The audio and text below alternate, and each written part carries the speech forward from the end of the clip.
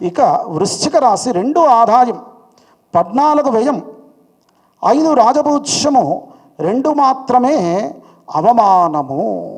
వీరికి కూడా ఈ రాశిలో ఉన్నటువంటి వారికి బృహస్పతి అష్టమ స్థానంలో కొన్ని రోజులు ఉంటాడు.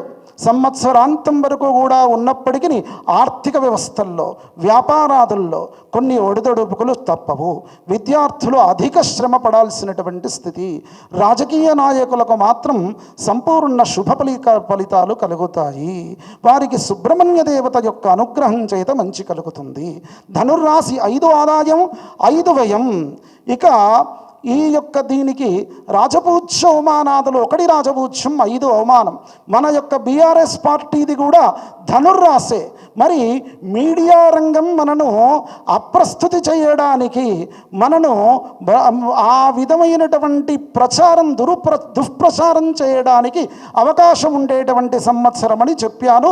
ఖచ్చితంగా మన యొక్క పార్టీలో ఉండేటువంటి నాయకులు చాలా జాగ్రత్త తీసుకోవడం, మీడియాతో మాట్లాడే ముందు జాగ్రత్త తీసుకోవడం చాలా మంచిది. ఇంకొక విషయం కూడా చెప్పాను.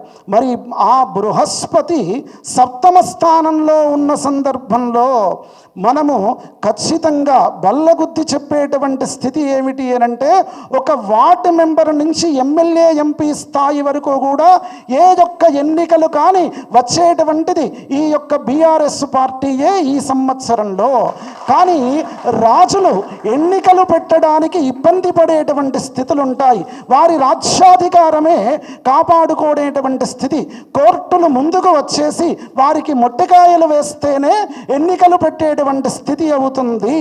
కనుక ఎన్నికలు వీలైనంత వరకు ఎక్కువ వాయిదా పడడానికి అవకాశం ఉండేటువంటి స్థితి ఉన్నది. ఎందుకంటే శనికి కూడా కొన్ని ఆధిపత్యాలు అనేటువంటి వచ్చాయి కాబట్టి, శని మందుడు కాబట్టి. ఇక ఈ రాశివారు చేయాల్సినటువంటి దేవతారాధన, రుద్రునికి ఆరాధన చేసుకోవడం మంచిది శివునికి. మకర రాశి 10వ రాశి 8 ఆదాయం 14 వ్యయం 4 రాజపూజ్యం 5 అవమానం. వీరు చాలా జాగ్రత్తగా ఉండాల్సినటువంటి స్థితి. రాశుల్లో వీరు కూడా ఒకరు. ఎందుకంటే 6వ స్థానంలో బృహస్పతి 6వ స్థానంలోకి వెళ్తారు. తృతీయంలో శనీశ్వరుడు ఉండి ఒక మంచి ఏమిటంటే ఆరోగ్యం చాలా మంచి అవుతుంది. చాలా రోజుల నుండి బాధపడేటువంటి వారు ఉన్నారు. కుటుంబంలో చాలా జాగ్రత్తగా ఉండాలి. ద్వితీయంలో రాహు ఉన్నారు కాబట్టి వీరు కూడా రావి చెట్టుతో కూడుకున్నటువంటి ఆంజనేయ స్వామి యొక్క ఆరాధన వీరికి మంచి ఉపాయాన్ని ఇస్తుంది, ఉపకరిస్తుంది. వీరు కూడా దక్షిణామూర్తి ఆరాధన వీరికి బృహస్పతి దోషాలు నివృత్తి చేస్తుంది. ఇక కుంభరాశి 8 ఆదాయం, వీరు కూడా 14 వ్యయం 7 రాజపూజ్యము 5 అవమానము. వీరికి ఈ యొక్క ఏళ్నాటి శని 5 సంవత్సరాలు పోయి చివరిగా 2.5 సంవత్సరాలు నిన్న 29వ తారీఖు రోజున శనీశ్వరుడు ఎప్పుడైతే మారాడో అప్పుడు వారికి ఆ విధంగా వీరికి కొంత సౌఖ్యాలు ఏర్పడడానికి అవకాశము.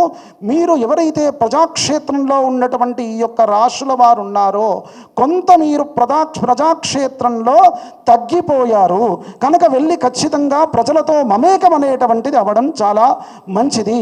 ఎందుకంటే మీకు ఖచ్చితంగా సత్ఫలితం అనేటువంటిది లభిస్తుంది. ప్రజలను మీలను ఆదరిస్తారు. నిరుత్సాహపడాల్సినటువంటి అవసరం లేదు. పంచమంలో బృహస్పతి ఉన్నాడు కాబట్టి చాలా మంచి ఫలితాలు రాబోయే కాలంలో చూస్తారు. ఇది బీజతుల్యంగా కొత్తగా ఉన్నటువంటి రాజకీయ నాయకులకు ఖచ్చితంగా ఉపయోగపడడానికి అవకాశమే. వీరు చేయాల్సినటువంటి దేవతారాధన కూడా రాహు లగ్నంలో ఉన్నాడు కాబట్టి సర్వాబాధా ప్రశమనం త్రైలోక్యస్యాఖిలేశ్వరి అమ్మవారి మీలను కాపాడుతుంది. నిత్యం ఉపాసనాపూర్వకంగా ఉండండి. మీనరాశి వారు 5 ఆదాయం 5 వ్యయం చివరి రాశి. ఇక 3 రాజపూజ్యం 1 అవమానం. మనము ఆ యొక్క మీనరాశి వారికి ఏళ్నాటి శని యొక్క ఫలితం ఎక్కువ అనుభవించేటువంటి స్థితి. చాలా ఆరోగ్యం కాపాడుకోవాలి. ఇతరుల విషయాల్లో జోక్యం చేసుకోకూడదు. ముఖ్యంగా దూర ప్రయాణాదులు చాలా చెయ్యకూడదు. వారికి తృతీయ రాజ్యపూజ్యం 3 ఉంది కాబట్టి రాజులకు, మీనరాశిలో ఉన్నటువంటి రాజులకు పూర్వం కంటే చాలా మెరుగైనటువంటి స్థితులు ఏర్పడతాయి. వీరు చేయాల్సింది కూడా నిత్యం ఆంజనేయ స్వామి యొక్క ఆరాధన చేసుకోండి.